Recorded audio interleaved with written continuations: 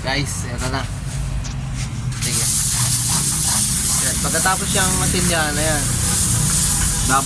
lilihain muna para makita namin yung mga, like for example, yung dami namin nakita ang mga nakadutang ngayon, nakawat, yung mga lubog-lubog, ayan, nakadukog yan. So ayan yung i-repair mamaya. Papatakan niya ng buo. So para yun yung project niya na natapos. So tinitraining natin ng mga consequences, mga possible problem, ano yung dapat nag-grade ng ng liha, yung tamang hagot ng pagliha, tamang paglapat ng matilya, pagsilip, yung pagsilip paano ba yan binabatak, no, nilalapat, no? So yan, actual training tayo.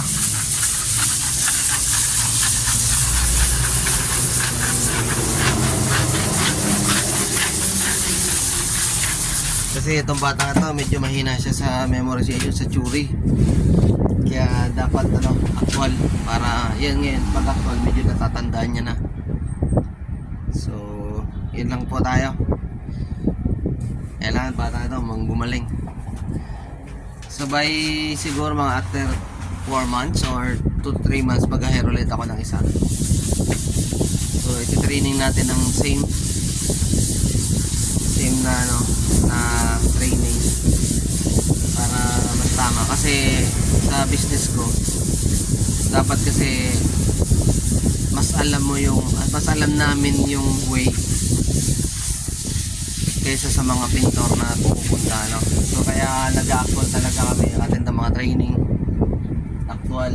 So i-analyze yung mga gamit, yung mga product namin para at least alam namin paano i-market na po. Yan guys, ito na.